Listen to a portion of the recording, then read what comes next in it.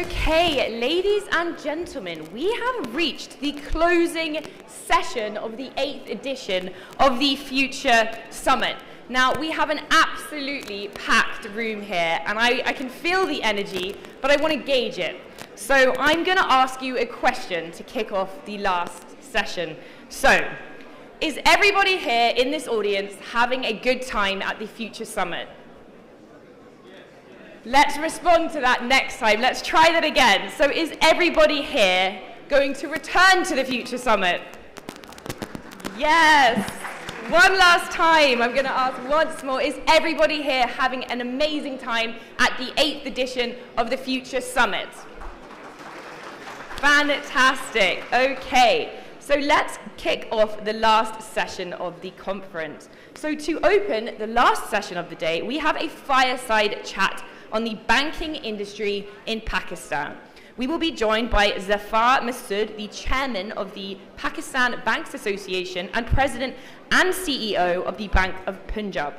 This fireside will be moderated by Adnan Rizvi, the managing partner of KPMG Pakistan. Ladies and gentlemen, please let's give them a warm round of applause. Assalamu alaikum, ladies and gentlemen, and a very good afternoon to you all.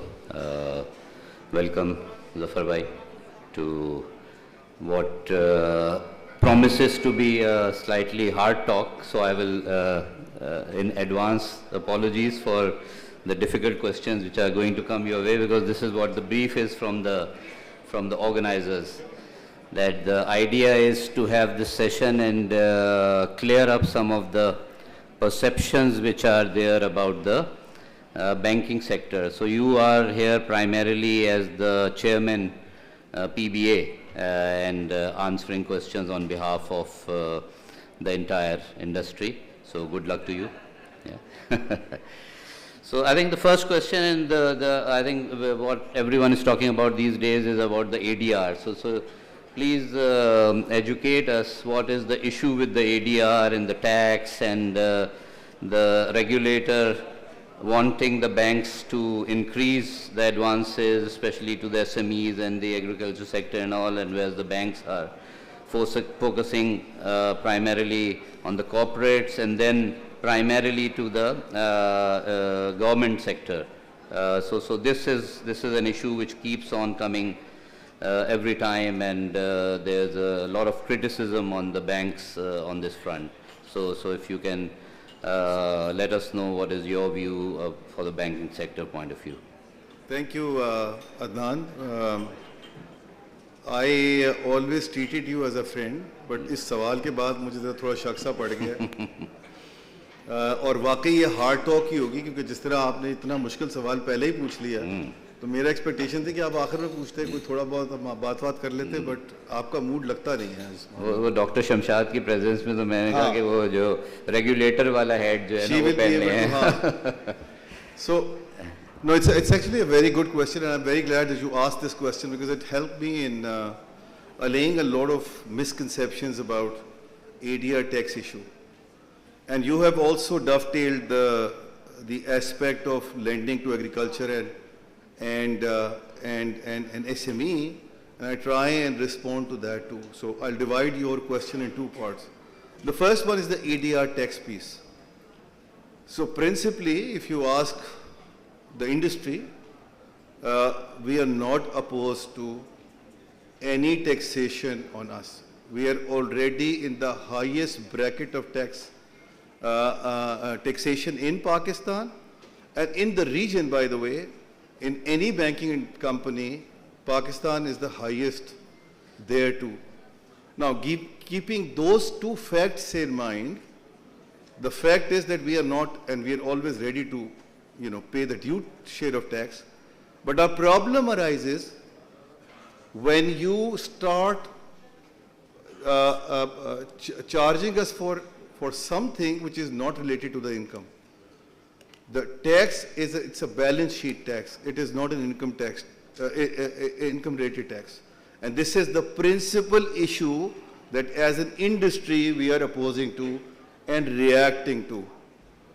You're most welcome to ask us for more taxation on our income, but please don't do this to the balance sheet because of two things. One, balance sheet is the domain of the regulator. Let the regulator handle this. The FBR has no business of dictating the banks on where we should lend and where we should not, number one. Number two, there are possibilities that there are banks which are in loss, but they still have to pay the tax because of the ADR issue. So therefore, you know, this ADR thing in principle, the ADR taxation in principle, we are opposed to that. The other important aspect is that the way it's been structured, it's a major flawed structure when you talk about ADR taxation. While you are talking about, you know, well, at least you are taking the refuge behind the fact that you want to promote the private sector lending. The fact of the matter is that the private sector needle has not moved even an inch. Why? Because the way it's been structured, number one, it is at the year end. So for the full year, the banks keep on, you know, keep their ADR at a lower level or whatever they like to. But towards the end of the year, they do various sort of structures and juggleries and meet up that number. Number two, we have kept the public sector companies as part of that ADR calculation, as private sector lending. So therefore, you see, you know, CIBOR minus 12%, insane rates going for a lending like TCP. And this is where the real flaws are. We are very happy to sit with the government, talk about how they can perhaps, if they need more taxation, we are happy to do that on the income, but not on our balance sheet. This is where the fundamental reason why we're opposed to this idea. The second one that you talked about, and again, a very important question, is why banks not lending to the SME and agriculture? Look, ताली जो है ना वो दोनों हाथों से बचती है, इसमें खाली बैंकों का कसूर नहीं है. आपके एग्रीकल्चर वाले टैक्सेशन नहीं देना चाहते, आपके एसएमई वाले अपने आप को बिलो द रेडार रखना चाहते हैं. सही रीजन है, गलत रीजन है, we can talk about it days and nights about it. The fact is that they are undocumented. Our problem is that we need some kind of documentation to be able to lend the money to them. And until unless they take a step forward, we can't do anything about it. So that is one very reason why the banks are kind of at a deficit of lending to the agriculture and SME sector. Having said that, I think there is a lack of ecosystem for these two sectors to lend by the banks as well. And I'm very happy to report to you, Adnan, and to the audience here, that PBA has taken this burden on itself, that now we are trying to work with the entire industry, State Bank of Pakistan, Ministry of Finance, to create that ecosystem. Now, the ecosystem takes some time. It may take a year or a couple of years, but it will be there. So as long as we have embarked upon it, we will be able to deliver it in due course of time. So that's the good news, and we are conscious about it, and we are working in that direction. जो इसमें ये बात ये होती है जफर भाई on a regular basis कि because you have the opportunity, the banks have the opportunity to lend to the government and earn some easy money, so why go into the hassle of all the other areas, even on the consumer side, on the other sides and all. So this is something which, how do the banks see this? Is this something which is the government-led sort of initiative, or the banks have any room to maneuver in this? So, Adnan, again, a very good question and a hard one as well. Look, the point is there are two aspects to this. One aspect is we lending to the government and only to the government as such. One can argue this. And the other one is that, you know, are we becoming lazy? And I'm trying to put this in a more direct manner. Are we becoming too lazy that we are going for the easy money of lending to the government and not going the harder route of giving the money to the individuals or through digital means or SME or agriculture.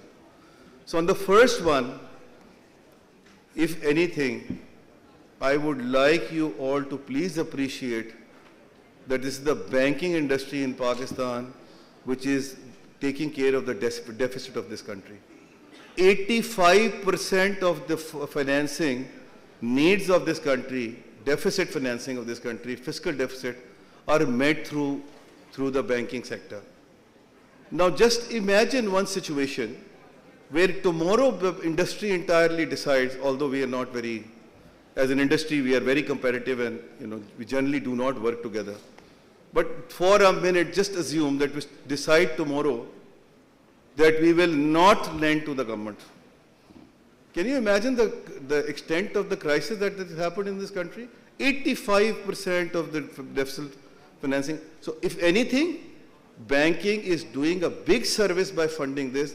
We should be giving a credit for doing the same, taking an extra risk on it rather than being criticized for it. Secondly, if you look at the dynamics of the lending to the government, and this is an unfortunate piece, and Dr. Shamshad will bear me on this, that since the lending window of the State Bank of Pakistan has closed down, the State Bank of Pakistan is giving us the liquidity to lend to the government of Pakistan. And we are just being used as a conduit. If you take that piece out of the equation, that's around 10 trillion rupees, which we, in our terminology, call it open market operation, OMOs, then 50% of the deposits are to the private sector. So what are we complaining about? And the last but not the least is the fact that, I must admit that there are side effects of doing all of this. The biggest side effect is, and I'm the first one to raise my hand and accept it, that the side effect of that is that the banks are becoming lazy. We are becoming lazy. We are not going an extra mile. We are not making an extra effort. This is the side effect of this situation, which is a structural problem which we have very limited control on. Right. So another criticism is on the financial inclusion side, that probably the banks are not playing as robust a role as they should by not reaching out to those who are not part of the banking sector, and the processes are so difficult or archaic still that and the cashless economy and all that, the promotion of that. So what's the view of आपने जवाब ही खुद ही दे दिया सवाल में, cashless economy हमारा तो कोई control ही नहीं है. आप देखिए, the problem is that we've just come out of the grey situation almost there at the black situation in FATF. Yes. With that thing, how do you expect us to make the entire client onboarding or the compliance piece relax at all? We are operating in a country which is a high-risk country and a country where, every now and then you hear one bad news or the other impacting the global, at some stage, a global event as well. We have to be extra cautious. This is unfortunately the part and parcel of the whole thing. As I said earlier, financial inclusion is driven from the fact what your fiscal policies are. If the government is not willing to impose the tax on those sectors which are supposed to be taxed, 52% of our GDP is untaxed. Real estate, retail, agriculture. Now with that situation, how much financial inclusion effort we can make? The question was more from a point of view of supporting the cashless economy and all. So the problem is that we can offer the digital solutions. And you are, but probably it's not as because the robust. people are not willing to embrace with this only because of the fact that they want to be below the radar. Now, a lot of discussion is happening these days about the Islamic banking aspect, that all banks are going Islamic and there's a deadline by which everyone has to go Islamic. And so what is the insight on that from the So we have a deadline. We have a deadline of 27th December 2027. We have to all convert to Islamic, but we need to understand the nuances and the challenges which are out there. So the biggest challenge is that the government doesn't have enough assets, and right now government is the largest borrower. So the government needs to decide how will they raise money, convert their existing debt into Islamic, and then on top of that, be able to raise the future funding. The second piece is that the government's international alliances and relationships are all, on conventional basis. Now, given that situation, we are not in a position as a country, in a dictating position to ask them to convert into Islamic structure. So we have to follow that too. And that directly or indirectly will rope in the banking sector as well. So again, that piece is lacking. The third piece, which is the most important piece, is the fact that, our correspondent banking relationships, how will they react to the whole situation? And I think all those things, those questions that still have to be answered and addressed before the full conversion will take place. I can tell you with the hand on my heart that Adnan, banking industry on its own is ready for the conversion, but these are very obvious and serious questions which needs to be addressed, and more engagement is necessary to come to some kind of conclusion. In fact, आजकल तो with the MDR, minimum deposit rate thing, बैंकों के लिए तो commercial भी reason यही बनता है कि they go for the Islamic banking. But these challenges are there, very much there. Those roadblocks are there. Regardless of what the government needs to do, I think what we have seen in terms of like Faisal Bank and some others which have converted, that it takes time, even if the bank itself has to go through that route. Adnan, trust me, वो हमारा problem ये है कि हमारे माई बाप जो है वो स्टेट बैंक ऑफ पाकिस्तान है, वो जो हुक्म करते हैं, तौफीक साहब भी बैठे हुए हैं, वो जो हुक्म करते हैं हम उल्टे खड़े होके वो मानते हैं, सीधे भी नहीं, हम उल्टे खड़े होके वो मानते हैं, और अगर लेटना भी पड़ जाए तो हम लेट भी जाते हैं. तो उनका हुक्म आया हुआ है, हम तो कन्वर्जन पे काम करेंगे और बहुत अच्छी तरह करेंगे, लेकिन ये जब तक इस तरह की प्रॉब्लम्स एड्रेस नहीं होंगी तो एक structural issue will come our way, and that structural issues need to be addressed with engagement, not by dictation. Right. अच्छा, एक issue जो the fraternity to which I belong, the accounting fraternity जो वहाँ पे face होता है वो ये है कि जो नए standards आते हैं बहुत सारे आजकल, जैसे IFRS 9 है या दूसरी चीज़ें आ रही हैं, तो वहाँ पे एक challenge ये होता है कि जो banking sector में it appears that banks are dealing with the central bank and the auditors and others on individual basis. So the PBA has a role to play, and with your presence, we are all hopeful that it will be done in a more structured manner. So उस पे कोई आपके thought process है कुछ तरह? So lately, Adnan, काफ़ी engagement हमारी बढ़ गई है as an industry through PBA forum. कुछ बाय द वे मैं उसमें पूरा क्रेडिट नहीं लूँगा अपना, कुछ हालात ऐसे हैं, सर्कमस्टांसेस ऐसे हैं कि सारे लोग इकट्ठे हो गए.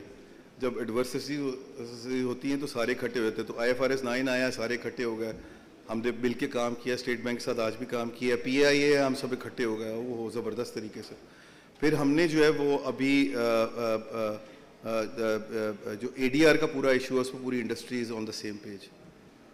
So we have seen that we have started now as an industry, because of the circumstances, अब जो सारा challenge है वो ये है for PBA to carry that momentum through for the right reasons as well. ये तो negative चीज़ें हैं ना, but सच्ची बात ये है कि on a positive thing also, हमने जो अभी पूरी task force बनाई है for SME agriculture and digital financing, उसमें भी सारी industry जो है that is working together as one group to create that ecosystem. और ये बैठे हुए हैं सामने सतार, ये हमारे साथ काम भी कर रहे हैं उसके ऊपर एक प्रोजेक्ट पे. इनको पता है इस बात का अच्छी तरह कि कितनी एफर्ट हमारी गई है. बल्कि मुझे भी आके ना आपकी सेशन से पहले मेरे कान में शिकायत कर रहे थे कि सर अब खुदा के वास्ते एग्रीमेंट साइन कर दें, बिकॉज अब तो सब कुछ आ गया है. but we need to take the industry along, and it's a complex industry which has, you know, multiple facets. We need to take everybody along. We can't do things in isolation. And मुझे ये लग रहा है कि अब as an industry we are doing a reasonably okay job. मैं नहीं कहूँगा बहुत अच्छा काम कर रहे हैं, but कोशिश पहले से बहुत बेहतर काम हो रहा है, और शायद हम इसको इसी पे राइट बैक करके ये जो प्रायोरिटी सेक्टर फाइनेंसिंग वाला इश्यूज हैं उनको एड्रेस कर पाएंगे. Great, great. I think now we open the floor to the audience for कुछ चुपते हुए सवाल आएंगे ऑडियंस अभी की कुछ तरफ रह से गया जो है वो तो प्लीज अभी चुपते हुए कौन से सवाल रह गए हैं अदनान भाई? अब देखें, अभी तो पता चलेगा. आप तो ये काइंडली तकरीर ना करें, सिर्फ सवाल करें. और जो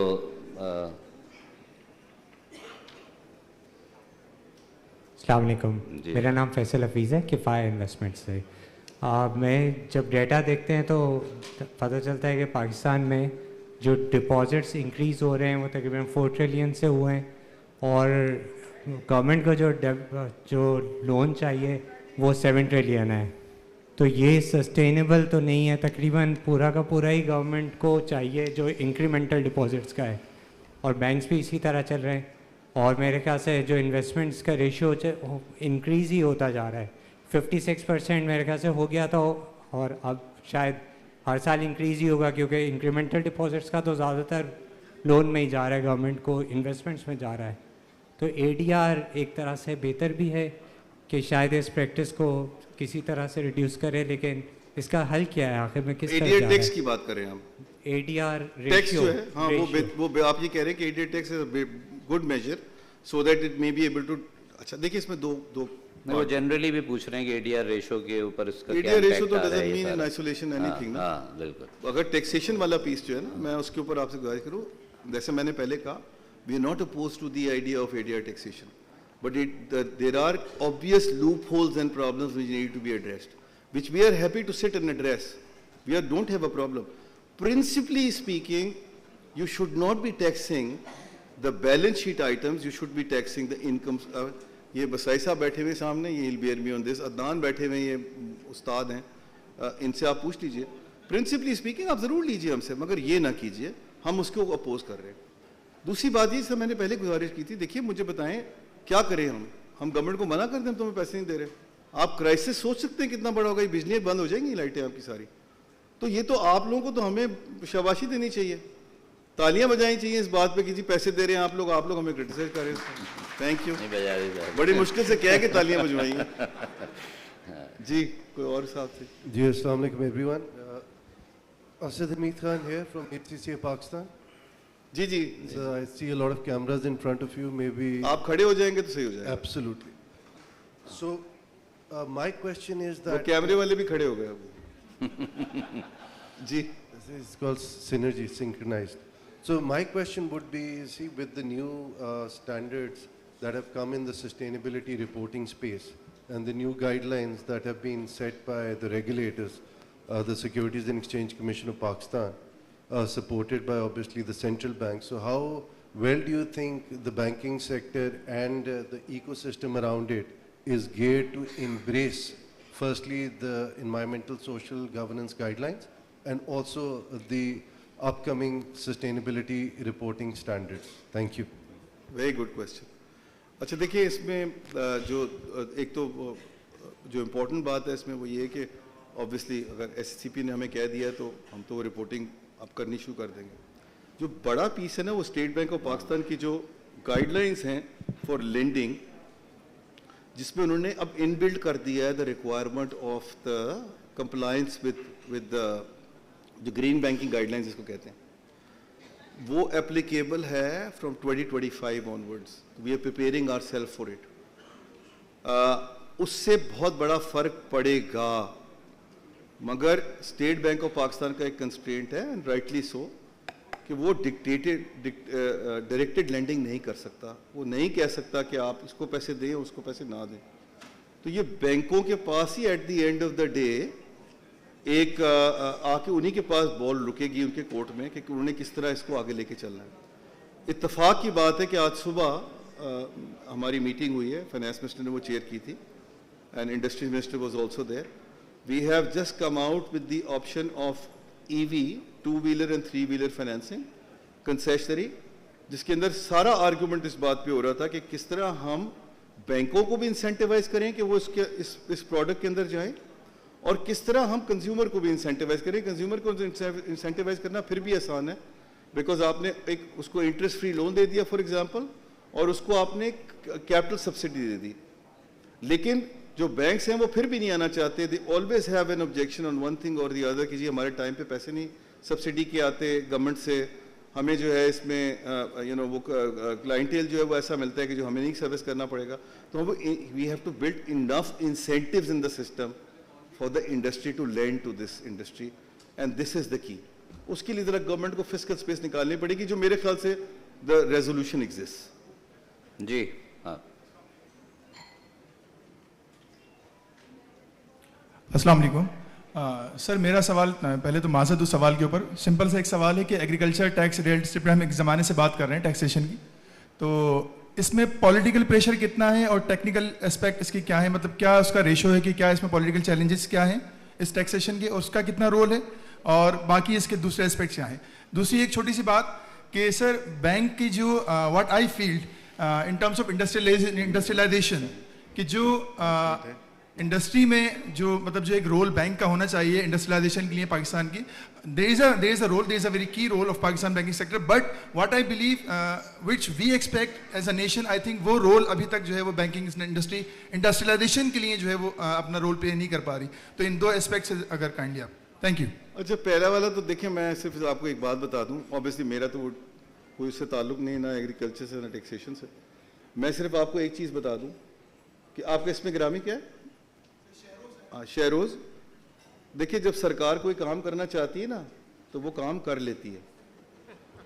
जब उन्होंने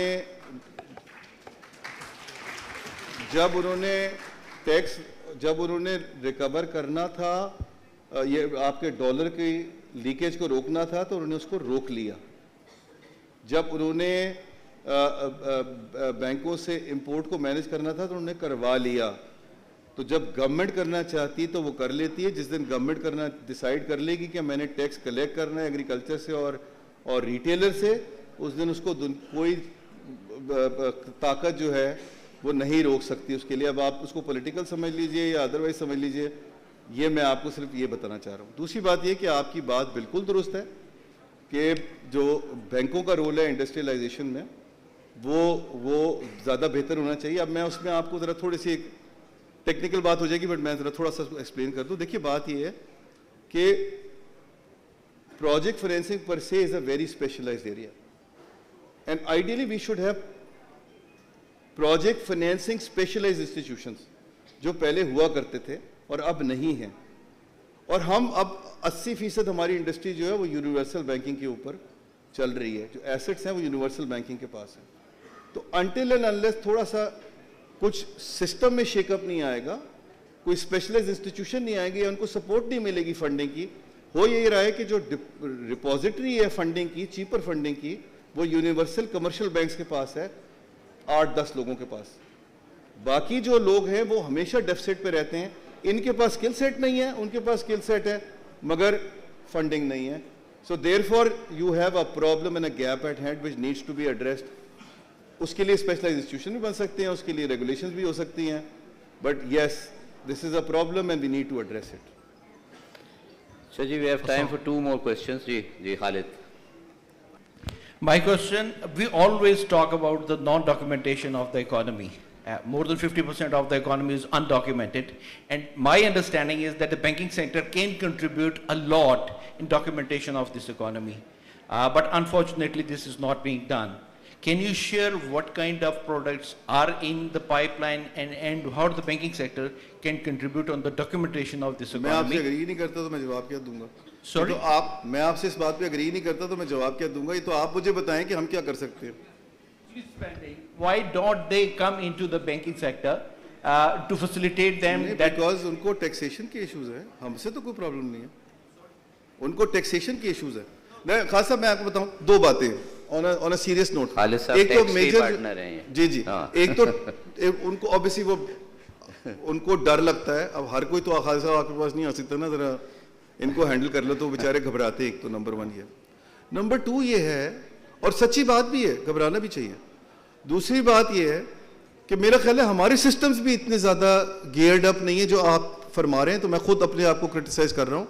गियर्ड अप नहीं है कि हम उनको अट्रैक्ट करें और अकोमोडेट करें, स्पेशली छोटे कंज्यूमर को। वो तो बेचारा आते हुए ब्रांचेस में बड़ा घबराता है। ना होता क्या है खालिद साहब कि जब एक डिमांड आती है ना चीज़ की, जब सप्लाई साइड की सिचुएशन बनेगी ना, तो हम भी अपना एक्ट ठीक कर लेंगे, हम भी इंसान बन जाएंगे। अभी तो मसला ये है कि जो बड़ा प्रॉब्लम है टैक्सेशन का, people just do not want to come to the bank because उनको डर ये होता है कि ये डेटा तो हमें देना भी पड़ेगा FBR को, आपको पता ही है। तो उस वजह से वो खुद ही घबराते हैं और पीछे रहते हैं, सिस्टम में आना नहीं चाहते। चलें जी, one final question, we have a minute. अस्सलाम वालेकुम। वो हमारे फॉरेनर ये we have a guest here, yes please. Let's keep the question as short as possible, please. Thank you very much. Hi, William Baubeen, Orbit Startups. I spoke yesterday. So I made one suggestion, and it requires everyone in this room to work together. So I spent about 15 years in India, 20 years in China. This is a problem, you know, collecting tax from retail is a problem that's been solved in many, many, many countries around the world. So I'm not saying you can just copy and paste an Indian or a Chinese solution into Pakistan. But one way to drive this is not so much from the banks or from industry. It's actually getting the consumers wanting to pay tax. And the way they solved it in Taiwan, in Hong Kong, in mainland China, 1.6 billion people who hate paying taxes, but they got them to pay, is by instituting a simple hack, which is making the tax receipt a lottery ticket. And so, you know, you could win a day's salary, a week's salary, very rarely a month's salary, and every tax receipt was a lottery ticket. It was a monthly lottery. And so the consumers voted with their paychecks. They started only buying from shops that would give them one of these lottery tickets, an official shop, as opposed to a black market or gray market shop. Now, it's not so much a question as a statement, but the real question here is, how do you take these learnings from around the world and help implement? Because it's not banks alone. It's not, I mean, our startups are currently tracking $6 billion US dollars in monthly transactions here in Pakistan. That's $72 billion a year. That's 24% of the consumption in the country that we're watching go by. So we can help out too, but we can't do it alone either. And the government obviously can't do it alone. But together, the three of us, maybe we can have a shot. Absolutely, absolutely. The only friendly question and the comment in the entire hall so far, by the way, thank you very much for that. You're absolutely right. And the answer is in collaboration with the government, on the technology side, with the open banking piece, with some caveats. I'm not advocating open banking at all, with big caveats there. Nevertheless, the collaboration is the answer to then address what Khalid Saab has raised earlier, the question of how we can attract people to come into the system. We have recently, by the way, launched a Kisan card, farmer card in Punjab. There, the first timers are 57%, and this is 1/3. By the end of the year, it will be 1/3 of the total borrowers of the industry. So the technology can play such a significant role in the entire scheme of things. Thank you very much, Zafar bhai, for your candid Q&A, and thank you to the audience. Thank you so much, gentlemen, for the last fireside of the day. If you could just stay where you are right now, we're going to be welcoming all the speakers who are speaking in the final session to join us on stage for the final session. So could I please now invite all of the speakers for the closing session to come and sit on the stage. Let's please welcome to the stage Simon Atkinson, the Global Chief Knowledge Officer of Ipsos, Professor Mark Turrell, founder of Undavos, CTO of Fresh Solutions AI, and CEO of Arashi UK. Let's keep the round of applauses going and let's get them all on stage. Could we also welcome Akif Said, the Chairman of Securities and Exchange Commission of Pakistan, Could we please also welcome Senator Dr. Musaddiq Malik, the Federal Minister for Energy of the Petroleum Division. He might be joining us shortly. Dr. Ishrat Hussain, author, economist, former Federal Minister and Governor State of Pakistan.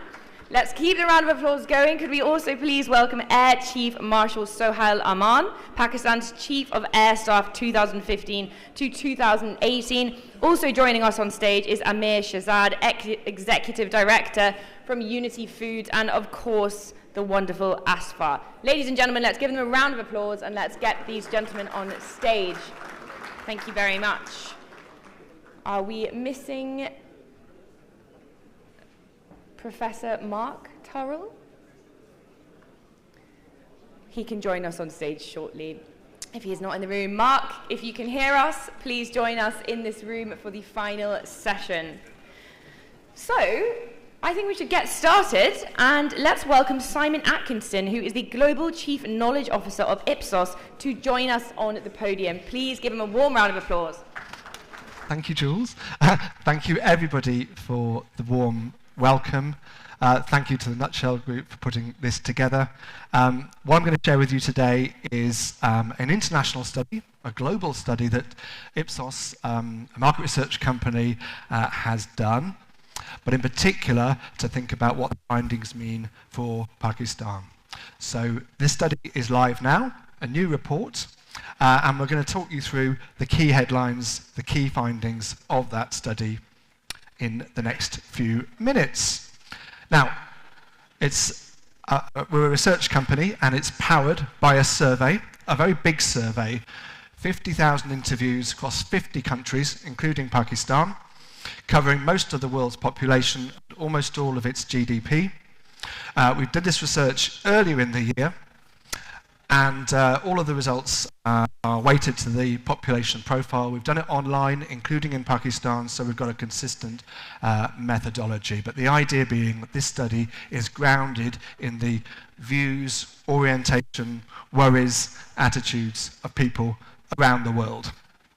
Now, I'm old enough to have worked on the last study, the first study, I should say, in 2014. At that time, we were busy navigating the new. We were thinking about the power of new technology and what it meant, and we were articulating our framework for what drives change. We're trying to look at global trends. We're not looking at what's trendy. We're trying to look at what's consistent, what's continuous, and what's changing, what's moving. So at that time, we identified a series of what we called mega trends, which are the big things happening around the world that we can't stop, we can't change, even if we didn't want to. Technological change, climate change being just two of them. So that was where we were in 2015. The methodology we've adopted is the same again, but we're now calling them macro forces because we think that's a better description. And sometimes it's good in life to go back and look at what you said 10 years ago, what the world was like 10 years ago, and what it is like now. And when we do that and compare the mega trends from 2014, the macro forces of today, you see both continuity, climate change, for example, but also some important changes and nuances. Instead of climate change, we're using the language environmental emergencies. We heard about those this morning. Instead of technological change, we're using the term tech acceleration. We heard about that this morning. And we didn't talk about wellness, but wellness revolution, whether it's about our mental health or holistic health, is absolutely there on the map now as a big force wherever we are in the world. Now, that macro context, we've got a report and we'll give you the link at the end, but what we have tried to do is collect really good secondary data for us all to use as a reference point, because it is complicated. If you're talking about societies being in flux, well, what does that mean? Well, there could be a number of aspects. Look at the top left-hand corner where we talk about population fluctuations. We've talked about that a number of times in the last couple of days. The growth in population that you are experiencing in Pakistan is going to go into some way into the future as you go towards 400 million. Other countries, China, South Korea, most of Eastern Europe, are seeing their populations fall. So even on that level, complete divergences in terms of what's happening to populations around the world. So we tried to distill everything in this research from the survey and what's going on in the world into 9 trends. For example, on globalization, there are some tensions between pride in our country and a global outlook. We've actually found the public around the world are more global in their orientation, but also more proud of their own country. Opportunities and some challenges for those of us in the room who are involved in selling brands, products, and services. A whole series of trends there that underpin our analysis today. And you're going to see those in just a moment, because the main crux of what we wanted to come to today is to share with you the results for Pakistan. We've done a serious piece of workshopping all together with our colleagues and the team in Pakistan who are here with us today to try to look at what's similar, what's different, but also we come up with some questions, because this is definitely not a report where we're giving the answers. In fact, as you'll see as I go through, we raise as many questions as we have answers for you. And as we go through, you'll see some of the questions we came up with analysing the results, because we put them on our slides. So, I present to you, ladies and gentlemen, 4 similarities and 8 differences when we're trying to compare the views, orientations, values of people in Pakistan against the other 49 countries. Now, one of the points I would mention just very quickly is that we're often trying to make comparisons. They really can matter and really can be very helpful, because often the global average is useful about giving us a marker, a pointer as to where to go, how to explore it some more. But it might be that you want to look at the results for some of them for the MENA region, for example. Others, you might feel there's more of an Asia-wide perspective that is relevant, or for emerging markets, or for Islamic countries. So I mention that because as you go through and as I try to highlight some of the things we spotted, you'll see me comparing the results for Pakistan with some other countries. So, what's similar? Right, the first thing that we found was similar is a distrust in elites. So wherever we are in the world, across the 40 countries, the average person is likely to say, I don't like those elites, things are rigged in favour of the rich and powerful. And that's exactly what we find here. The economy of my country is rigged to the advantage of the rich and powerful. Pakistan is indexing actually a little bit higher than the global average. So on balance, if we're going out and asking people questions in this country, the view is the economy isn't a fair setup, but you are not alone, as you see by the numbers on the chart there. Second point is about a willingness to pay for a premium. Again, there's been some discussions here about customer service and customer relations. That's something that unites the world. People in Pakistan, if we ask them, I am prepared to pay more for a better customer experience. That continues to be the case, continue to be ready to pay a premium. Next one is around what we call the escape to individualism. This sense, for example, that it's up to everybody to work out their own path in lives. I don't want people to be telling me what to do and how to do it. And people here, just as much as in other countries around the world, tend to have that orientation. And the fourth one is uncertainty about the future. Now, this is something which also we've touched on today, particularly in the sessions about financial services. So people in Pakistan are telling us, yep, the future's uncertain, I need to pause, I need to be careful about how I manage my assets, and if I can, it's important that I save today that future. Who knows what will happen, what bumps in the road there may be. So those are our 4 similarities, but we've also got 8 differences that we spotted. So just to recap, we're looking at the results for Pakistan and we're trying to understand where there are some differences. And the first one that singles you out when we're looking at you in this broader international context is about traditionalism, on the roles of women, on the importance of religion and of having children. So on the question on the main role of women in society is to be good mothers and wives, Pakistan is still in top place. So that's the first point we mentioned. Thinking about that point about comparisons, there are Islamic countries in the first 4 places, but India is also joining you. So questions around, are we talking about more cultural phenomenon here, if we're trying to understand the background to people's lives, particularly if we're doing some international work on a topic. So first one on traditional views regarding women. The second one is about religion and faith. And this is one where there are some nuances, because absolutely this marks you out from the global average.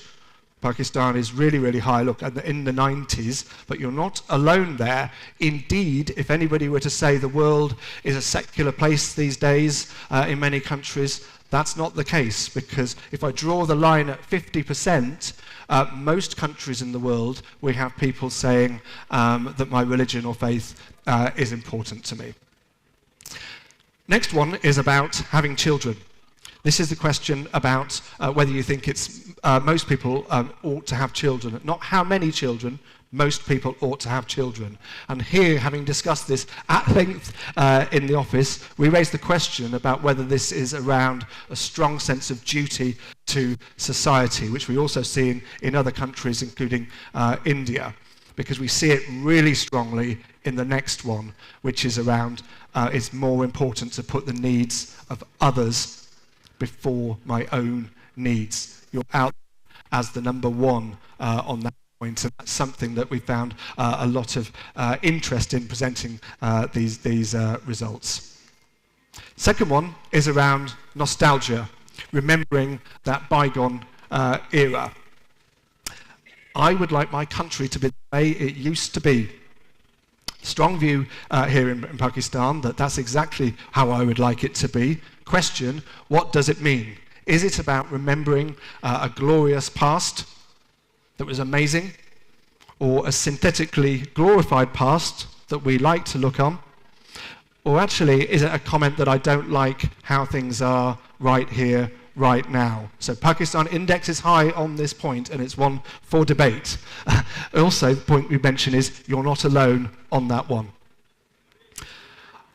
Next one up is around material ownership. We're finding that's really strong here, this desire, for example, to measure ourselves, in this case about the things I own. Pakistan ranking top on that. Question, are we an aspirational society?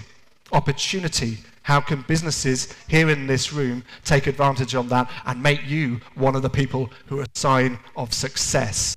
Another sign of success possibly could be around global brands. Because people in Pakistan are telling us more than any other country that they think global brands make better products than ones that are local to this country. What's this about? Is it about inferior quality? Is it about lack of pride? We know that you have a lot of great local brands. We've seen many of them presenting here today. What's going on? I'll leave you with that question, but it's certainly something which we pulled out quite clearly. Another one is about career, about the importance of status, and a sense that a prominent position is important, coming out really strongly there. Couple getting married, what does that guy do? The title, what they're doing, their career, their profession, being a sign of real success. And the next one is around, sorry, forgive me, I went too fast, is around social media. This is one where we found there's an Asia-wide pattern here. People in Pakistan, alongside other countries like China and Vietnam, are telling us that they often buy services based on what they hear on social media. That's not the case in all other countries, particularly not in Europe, if you look on the right-hand side of our chart. And finally, we've spent a lot of time talking about the economy in the last couple of days, and rightly so.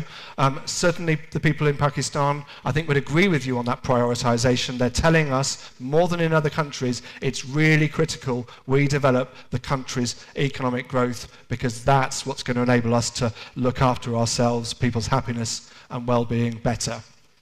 Next one we had up was around climate change.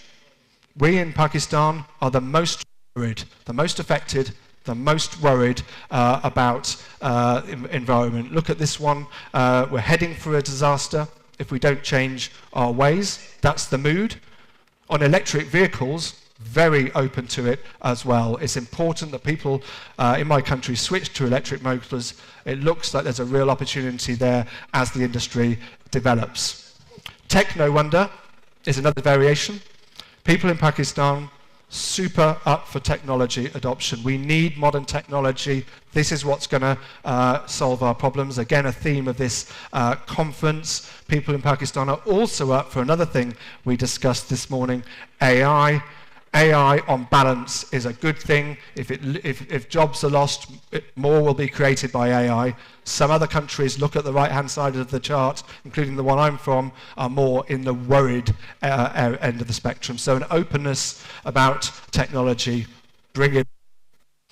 We had one piece about longevity. We asked people to think about whether they would live to be 100 years old. People in Pakistan, not so likely to say that. Only 24% saying that. Some other countries show greater levels of optimism on that point. What's going on here? Is it around our diets? Is it around the health infrastructure? Is it around us being stressed?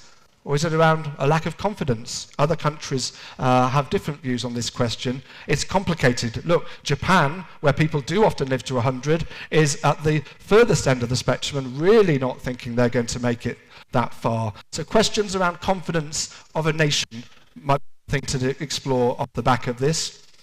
One thing that could give the nation confidence is around a sense of equality. We've asked this question here. People from different backgrounds and ethnic minorities in my country are treated fairly. By 2 to 1, people in Pakistan say they are. Not a consensus, but that's the broad mood, and it's a more positive mood than we see in many other countries around the world. So thinking about the assets of this country, this one could be one that you can build with. And finally, as I finish, optimism. Continuously, over a number of studies now, we're finding people in this country more optimistic about the future than they are in other places. We ask people to tell us what they think about the next 12 months and what they think that will bring. Is it going to be a good one for your country? Well, you're at the more positive end of the spectrum. 56% are feeling optimistic about the next 12 months and what it will bring. And as you can see, as my purple chart evaporates up in the right-hand side of the chart, that's not the case for all countries. So where we end up is a balance sheet where we have some very clear similarities that you share with countries around the world. Distrust in those elites, whoever they are, we don't like them. Valuing great customer experience, individualism and a desire to find my own way in life, and some uncertainty about the future. But we also see some differences on tradition and the importance of tradition, on nostalgia, which is certainly a point to think about, on materialism and what signs of success might be, opportunities for brands there, on worry about the climate, really strongly coming out here in this country, wonder about technology, also strongly coming out here, which it doesn't everywhere, a sense that people on balance are treated equally. Not so sure about whether we'll live to 100. We can debate and discuss what that means. But all in all, amidst all the uncertainty, optimism about the future. So lots of things to think about. Some questions for you in this room. If you're looking at this kind of material, what's changing, what's staying the same? If you're thinking about society, if you're thinking about a particular market, this country or a market within this country, what makes it stand out? That comes out very, very clearly. And on the people side of things, it's just a reminder, if we can stay close to them, really think through how it looks from their own perspective, we'll be in a good place to make the right decisions to build on what they want and to serve the people and have that fair exchange of value, which will drive a positive economy, positive society, and positive developments for all of us. So the results are all available on our website. Thank you for having me, and I hope that's been a useful whistle-stop tour of where you're similar, but where you're different. Thank you very much.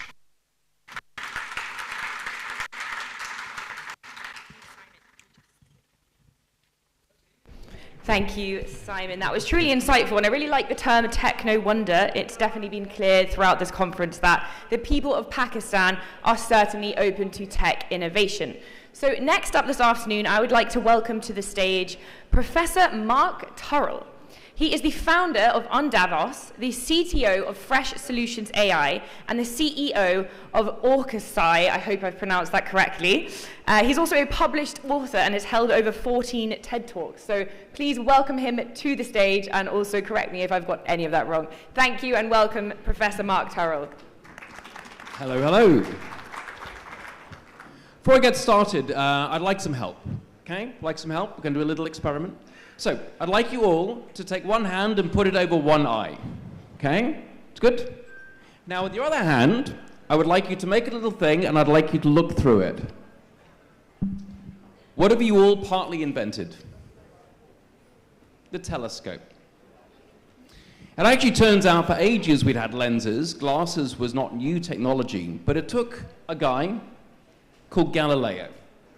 And Galileo took some technology that the Dutch had, the Dutch lenses, and he realized that if we actually encase it in a tube that reduces the amount of light, and if we change the way that the lenses work together, we can see differently. We can see things that we could not see before. Did you have the clicker thing? Has it got to? Uh-huh.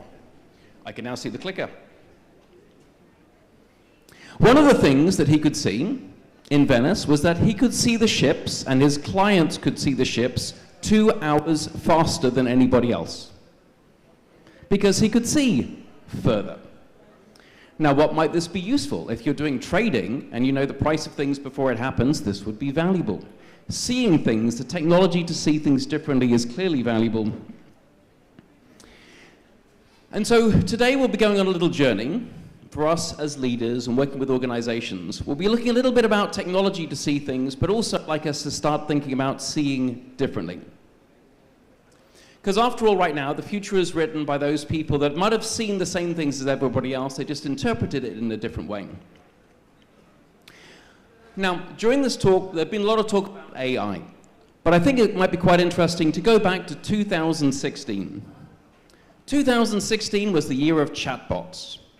Microsoft had a beautiful, lovely chatbot, and this chatbot was like a virtual girlfriend to people in China. And it was super helpful, super successful.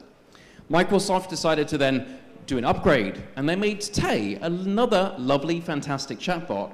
And yet, within less than 24 hours, Tay became a misogynistic, racist, evil person. Now, in those days, it turns out that you could train AI based on what people responded to, and humans collectively decided that they would make this into an evil thing. In the same year, though, Google DeepMind published a paper about how they taught an AI to play Atari games. One game was Breakout, bing, bing, bing, bing, bing. And all the AI had was a screen. And all it was told is, make the number go bigger. This was Montezuma's Revenge, another game. Within 3 days, the AI that wasn't taught how to do any of the games was able to beat every single game. 27 games. Montezuma's Revenge was even more fascinating because as a game, you can escape the game. It's like a lot of little rooms. You can escape the game in 9 rooms.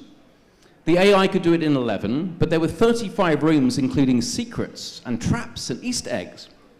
Well, it turns out that one clever piece of code changed the way the computer could see. And that clever piece of code was, do something you haven't done before. And already by having a state memory, it means that this AI was able to do things fantastically differently. Now, as we stay differently, let's jump forward to today.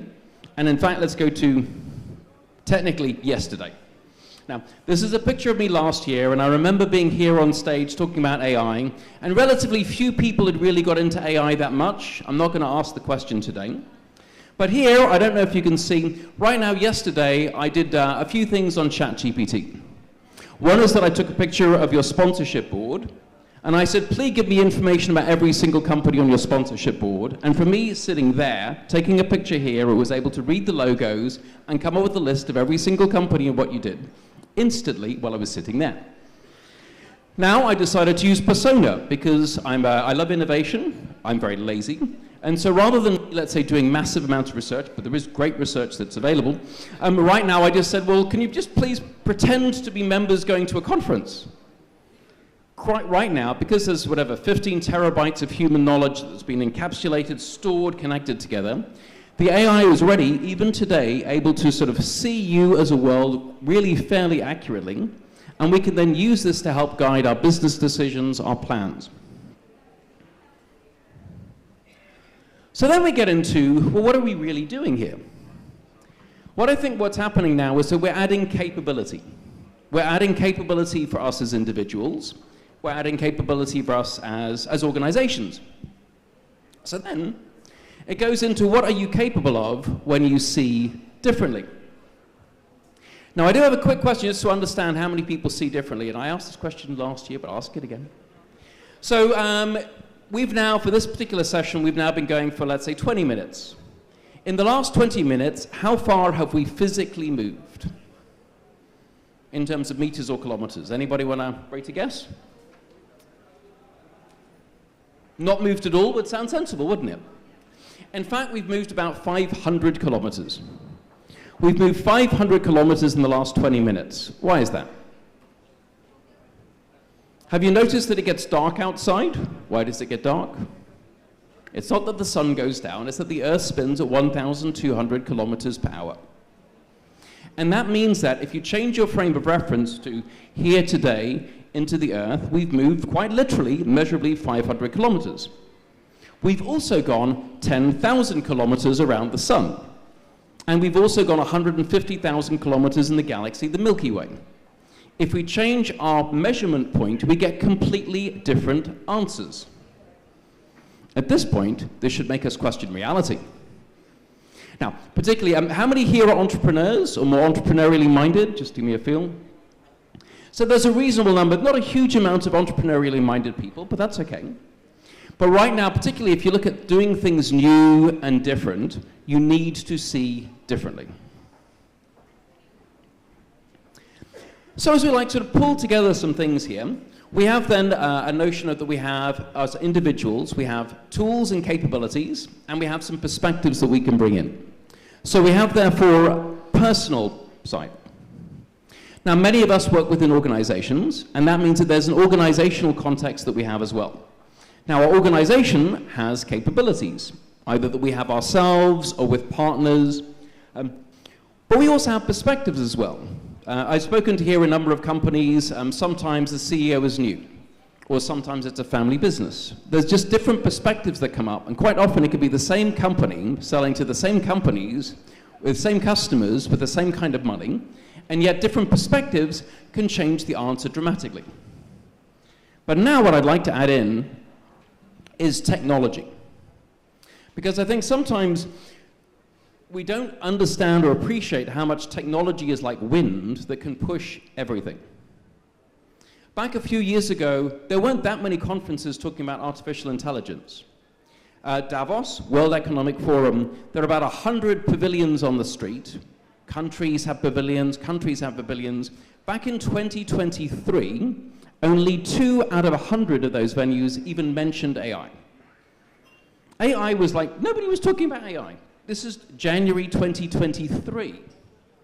In 2024, there were only 2 places that did not have the word AI, and that technology had basically swept through everything in almost like a fraction of a second. So right now, we see some types of technologies can have profound impact and profound change across everything. Everybody smile for me. Smile, come on, smile. Everybody smile, very good. Okay. Wiggly things. Ugh. What are these wiggly things? Anybody know? Mouth bacteria. How do we know about mouth bacteria? In 1674, a Dutchman called Anton van Leeuwenhoek, he had been a draper, so he made textiles. And he was interested in, let's say, how do you thread textiles? He was fascinated by lenses, and he came up with a way of grinding lenses so that he could see small things through ground glass. He invented the microscope. And with that, he was able to see small things. Now, what he found, he discovered bacteria 200 years before medical science caught up. because the perspective of medical science was somehow behind this technology of seeing things. These were the first drawings that he made of the wriggly things that he saw inside of our mouths. But you can now imagine, he wrote 200 letters to the Royal Society in England to say, look, I'm a scientist, I've discovered wriggly things in our mouths. And obviously other scientists would say, you're crazy. Why? Because they could not see. So, what is then fascinating is about how these technologies sometimes opens up new types of technologies, new types of business. This impact of technology makes differences over individuals' lives, over society, of economic well-being. But now, though, I want to put something on people's radars today, and it's 2024. Let's get into quantum. How many of your companies have got, let's say, a quantum strategy? 0. This will become very interesting as we will go through things. So right now, obviously it's quite hard to see quantum, although you can actually see quantum. Anybody know what these things are? These are entangled photons. Great. It looks like yin and yang, doesn't it? It looks like a Pisces star sign. I'm Pisces, by the way. So right now, quantum mechanics does have spooky properties. It's a little bit weird, but that's okay. By the way, can I borrow, Stephanie, can I borrow you in the audience? Okay, so what I would like you to do, I'd like you to put up your hand. And now I'd like you to put your hand down. And now when I put my hand down, you put your hand up. What I've just demonstrated to you is a property called quantum entanglement. So right now, we're two that are connected together, and if I don't... There we go, okay, we can stop being entangled now. Now I'd like somebody to be entangled, can I borrow you? There you go. Okay, now you can, by the way, have multiple people being entangled at the same time. Now, this might be spooky, but when we get into this thing, this would allow us to do stuff like next generation data transfer. It allows you to be spookily sort of cross distances. Quantum technologies, now I'll do a little bit of a detour. I didn't put lots of slides into quantum, I didn't want to overwhelm. But so there are 3 areas of quantum technology that you should at least write down. One is called quantum computing. This would be the sort of super cool computers that are able to calculate fantastically fast things. That's called quantum computing. You can't quite use it yet, but there are people that are using it now. The next type of thing is called quantum sensors. A quantum sensor is extremely accurate at measuring things like gravitation, magnetism. It's measuring very, very tiny sensitive moves using quantum mechanics, quantum properties to measure things. And the third thing is quantum communication. Quantum communication is then the ability to encrypt things. Just to sort of demonstrate quickly, can I borrow you again, Stephanie? Okay, very good. So now what I would like you to do is I'd like you to pick a number between 0 and 10. And was it 7? 7, okay. So right now I will pick a number between 1 and 10. I will pick the number 7 as well. Okay. Very good. So, how long do you think it would take any of you here to guess the password between Stephanie and I? Not a lot, because there's basically a choice between 0 and 7. It's basically a 1-digit number. It would take you fractions of a second to try out and test all of these things. Remember this when we move into the future. So, I mentioned some of the properties of of quantum technologies. Exponential computing power. If you think we have a lot of computing power now, you ain't seen nothing yet. Secure communication we'll talk about. Sensitivity we talked about. Now, not all of these technologies are here. There is a little bit of a roadmap that we're getting to, but we're going to ignore that for a second because we have a problem today. Now, Stephanie and you and I have a password of 1 digit. This is not a very secure password. Right now, though, all of us today are probably using Wi-Fi at the hotel, or you've got whatever encrypted data on your phones. That's super cool. How many of you know what the acronym SNDL means? Store now, decrypt later. So today, This is a Wi-Fi box that a hotel would have. This Wi-Fi box will process today, in this room alone, 50 gigabytes to 5 terabytes of data. But now I'd like you to think. For your data on your phone, if you typed in a banking password or anything else, at some point in 5 years' time or 10 years' time, that will be available within a fraction of a second. Because it turns out with quantum computing, now the quantum computers aren't quite there yet, but because the mathematics that we use for doing this secure, sort of encrypting things, we had 1 digit, right now it's 617 decimals for current encryption. This would take currently tens of thousands of years to solve with classical computing. As soon as the first quantum computers are turned on, it will take seconds. And that means all of the stuff that has been safely secured away, as soon as this technology is there, national security, banking secrets, everything else will become available instantly. And I just use GPT to say, okay, tell me how much it's worth. The reason why I'm sharing this is that organizations need to become quantum ready. And I'm sharing this with you fundamentally because we're talking about seeing differently and how technology is pushing along the technology of seeing and our perspectives about how we operate.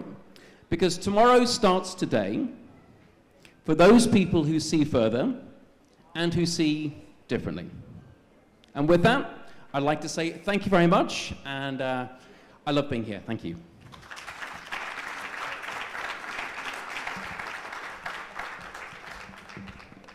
Thank you very much, Professor Mark Turrell. Certainly one of the most interesting people I've met in a while, and it sounds like we all need a quantum strategy.